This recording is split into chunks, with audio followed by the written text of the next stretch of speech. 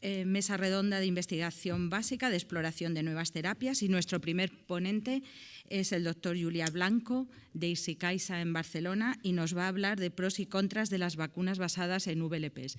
Espero que los pros sean más que los contras, por la cuenta que me trae.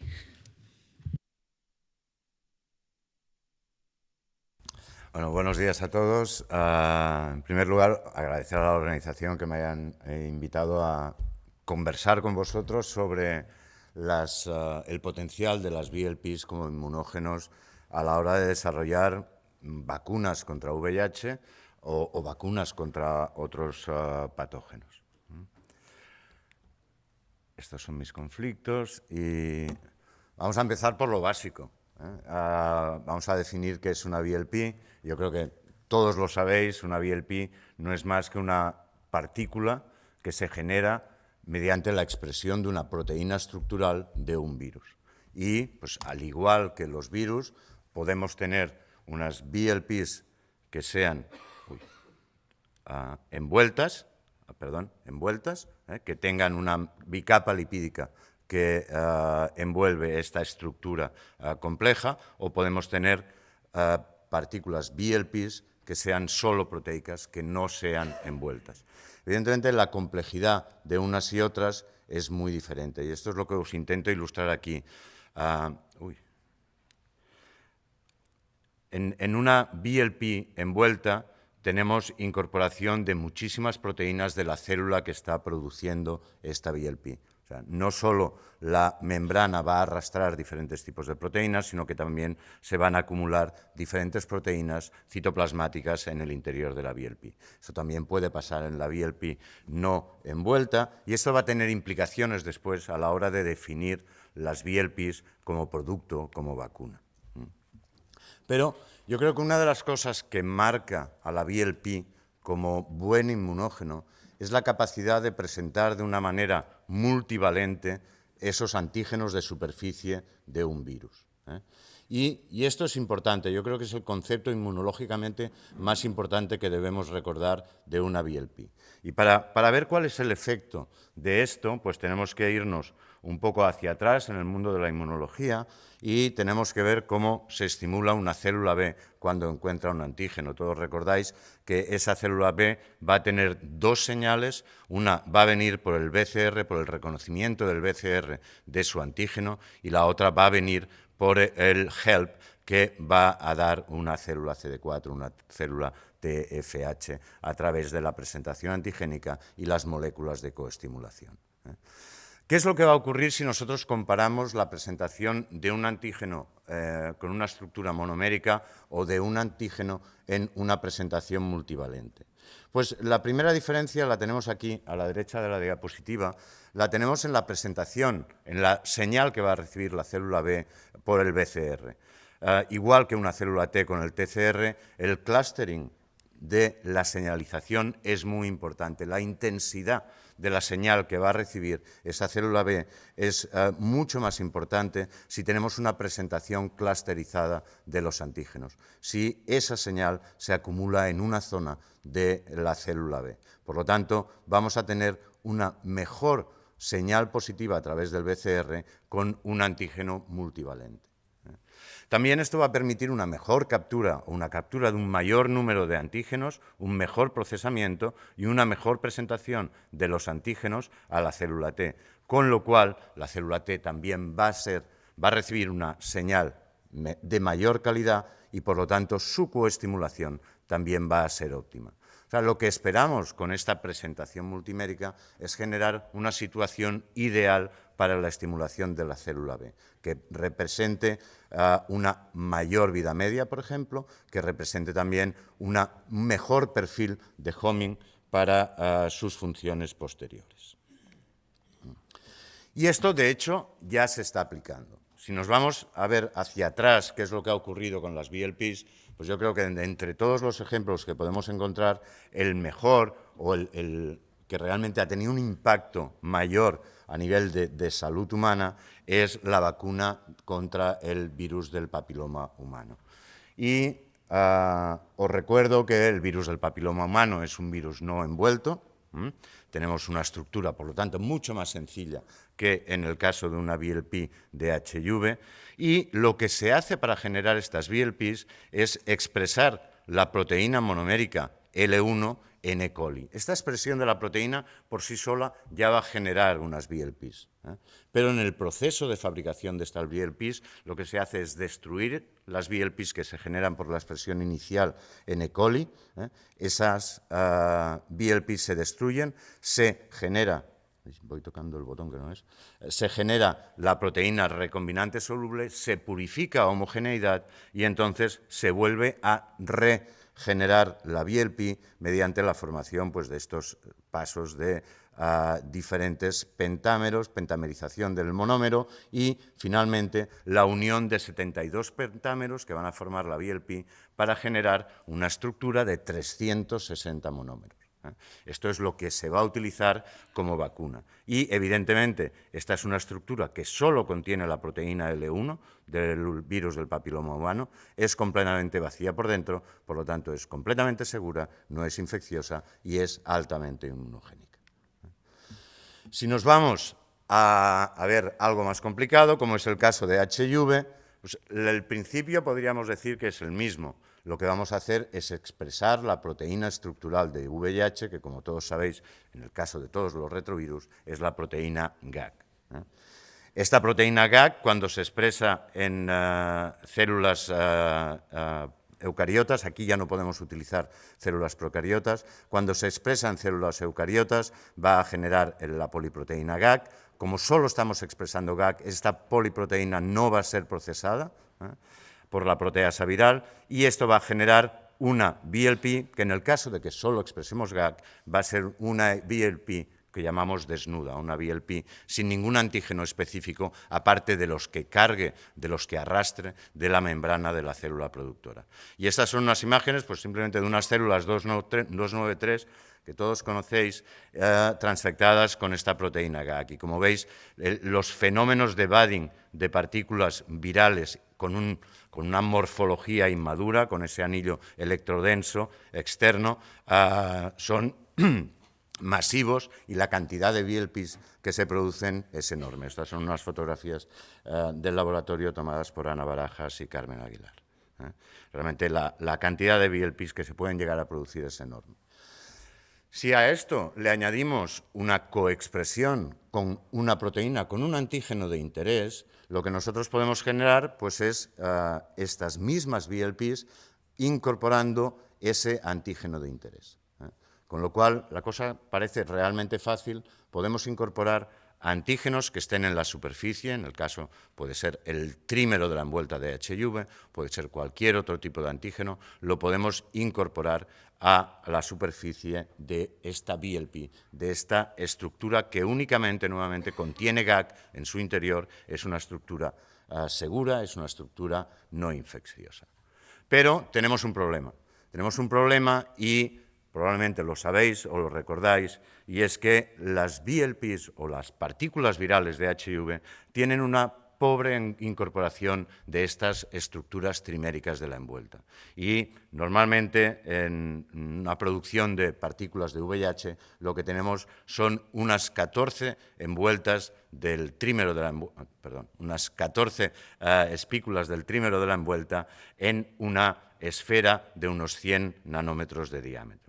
Con lo cual la densidad no parece ser la óptima. Yo creo que podemos mejorar esa densidad. Y de hecho han habido muchos intentos de mejorar esa densidad. Y me gustaría resumiros para que veáis todo el abanico de posibilidades que tenemos para mejorar la inmunogenicidad de las envueltas de HIV. Una de las estrategias, que es la que tenemos aquí, puede ser la de volver hacia una estructura únicamente proteica. Vamos a olvidarnos de la membrana lipídica y vamos a ir hacia una estructura que sea mucho más sencilla de producir.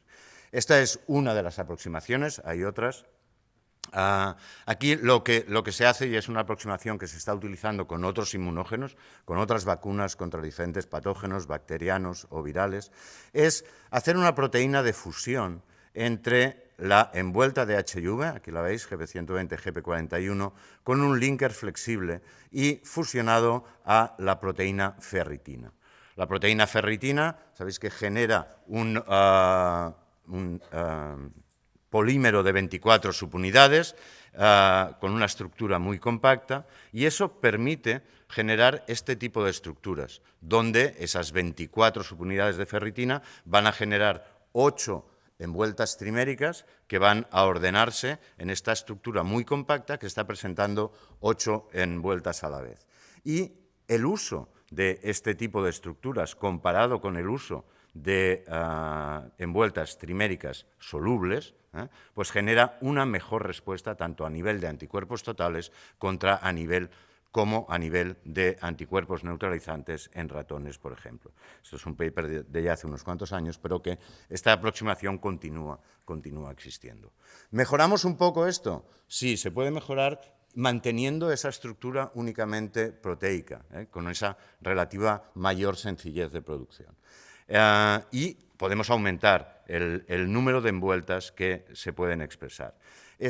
Son papers más recientes y aquí veis una estructura donde se están expresando 60 envueltas triméricas dentro o en la superficie de una estructura proteica sintética.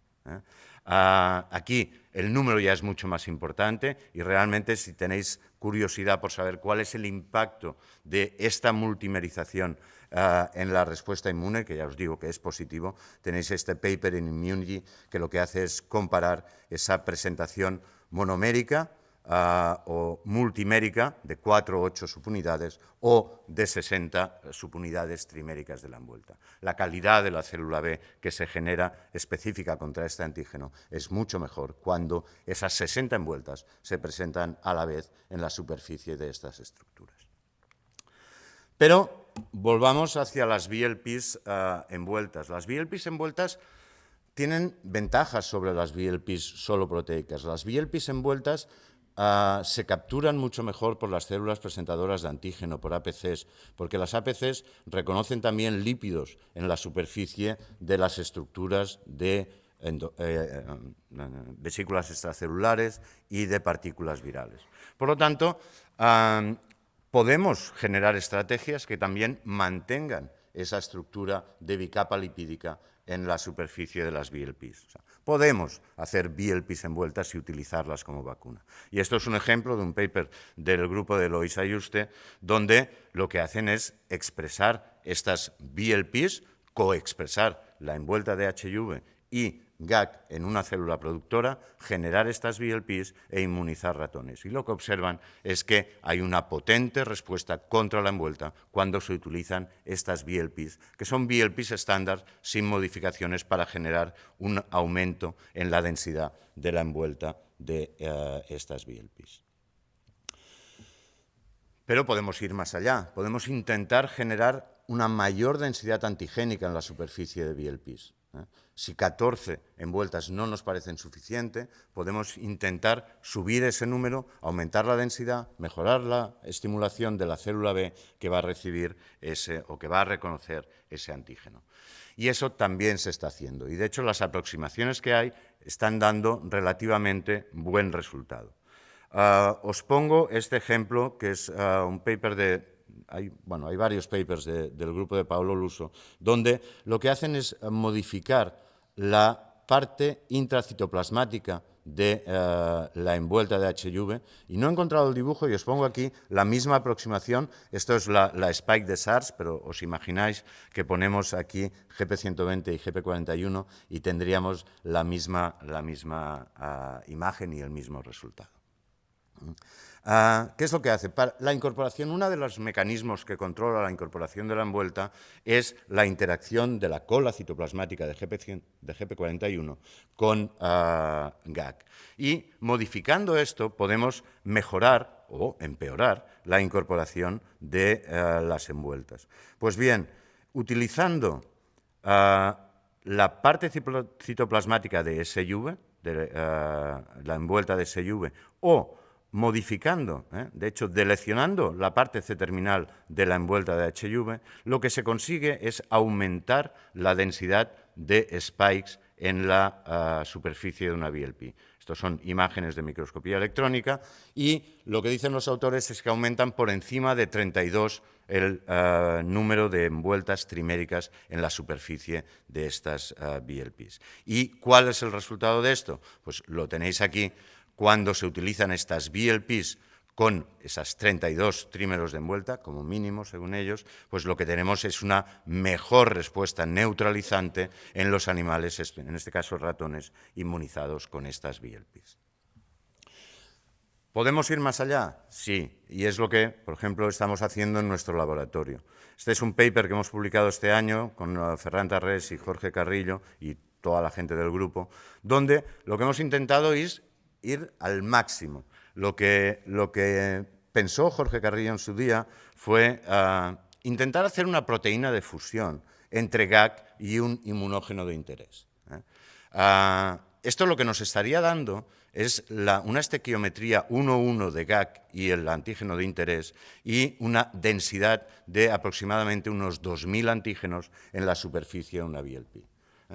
Esto nos pareció una idea descabellada, pero decidimos probarla. Decidimos probarla pues, adjuntando un dominio transmembrana entre el antígeno de interés y GAC para generar esta bicapa lipídica y no nos atrevimos a poner una envuelta de VIH entera porque nos parecía demasiado y lo que hicimos fue poner un pequeño inmunógeno basado en GP41, esa región MPER que genera anticuerpos neutralizantes. Pusimos también la región HR2, es un pequeño antígeno de unos 15 kilodaltons que nos pareció como prueba de concepto suficiente como para ver si esto podía funcionar o no. De hecho, el resultado es que funcionó.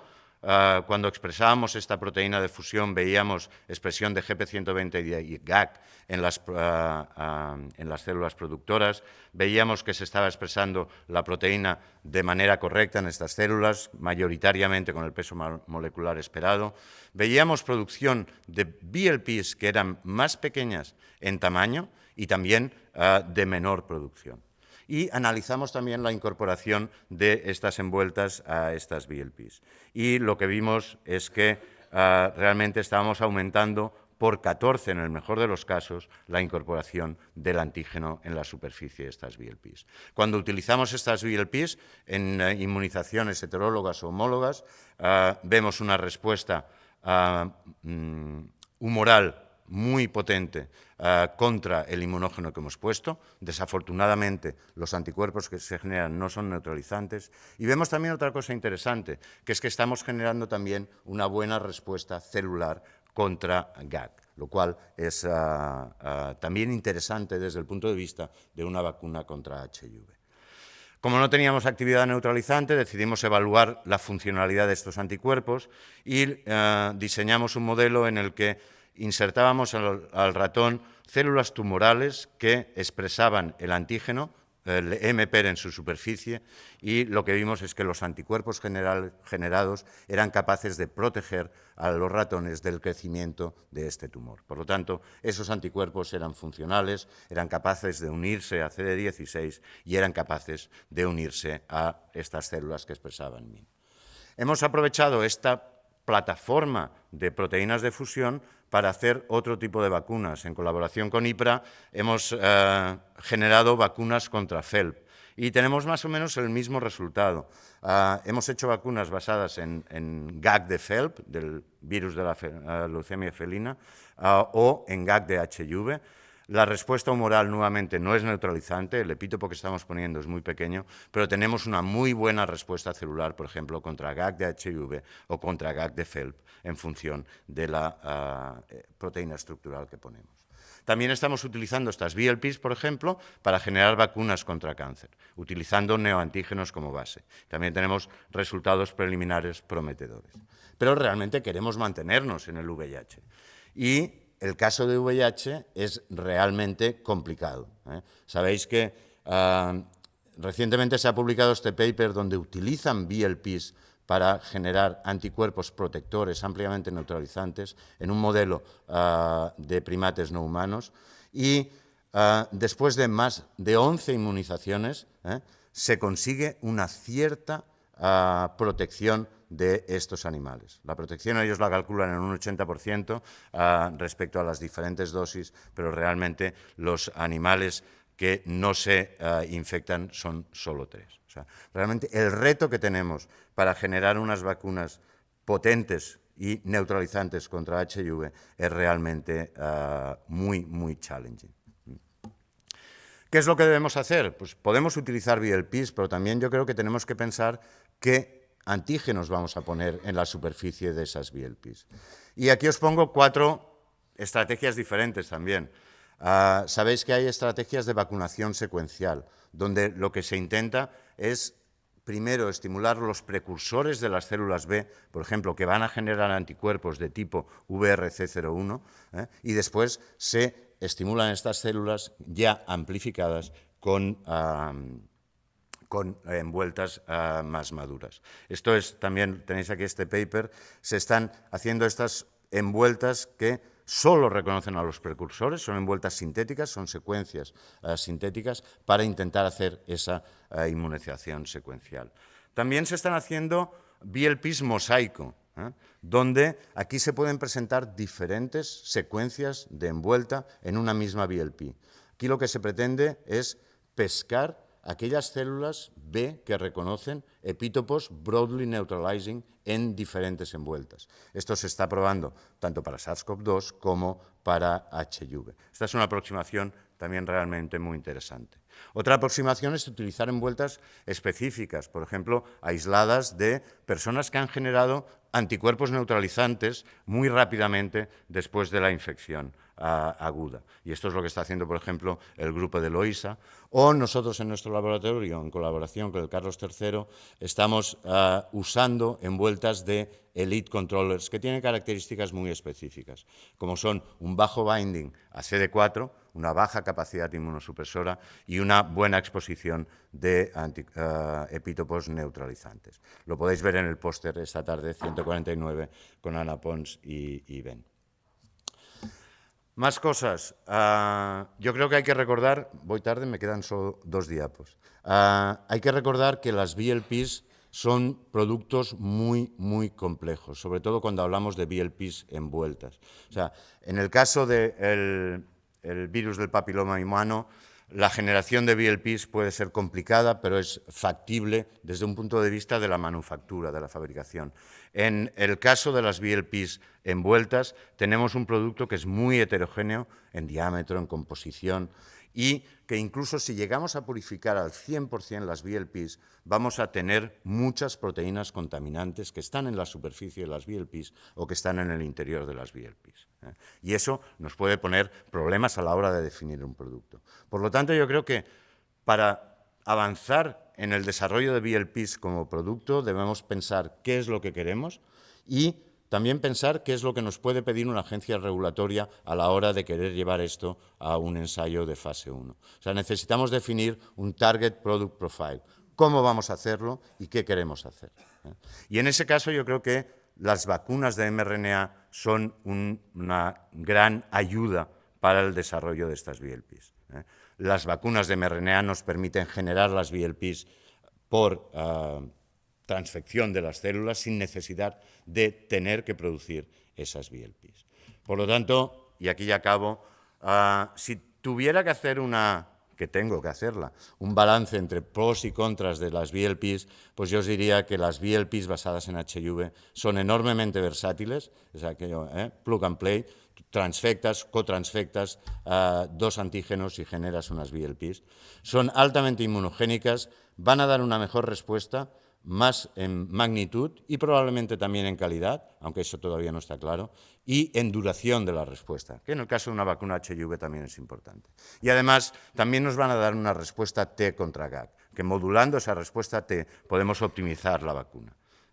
Podemos incluir múltiples antígenos en una sola VLP, lo cual es altamente atractivo, y podemos adaptar esta tecnología a la tecnología de mRNA. Sin embargo, estamos delante de un producto muy complejo, donde tampoco sabemos producirlo a gran escala. O sea, estamos purificando VLPs por ultracentrifugación. Esto a nivel industrial es algo muy difícil de hacer. Necesitamos definir procesos de producción de estos VLPs. Y necesitamos, por supuesto, saber cuál va a ser el camino regulatorio para llevar estas VLPs a la clínica.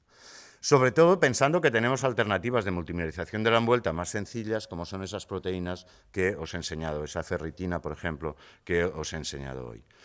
Yo creo que el gran aliado nuevamente de estas VLPs va a ser la tecnología del mRNA, que nos va a salvar de tener que producirlas. Y nada, agradeceros vuestra atención, agradecer a toda la gente que ha participado, que como veis es mucha, y a los financiadores del proyecto, en especial al Carlos III.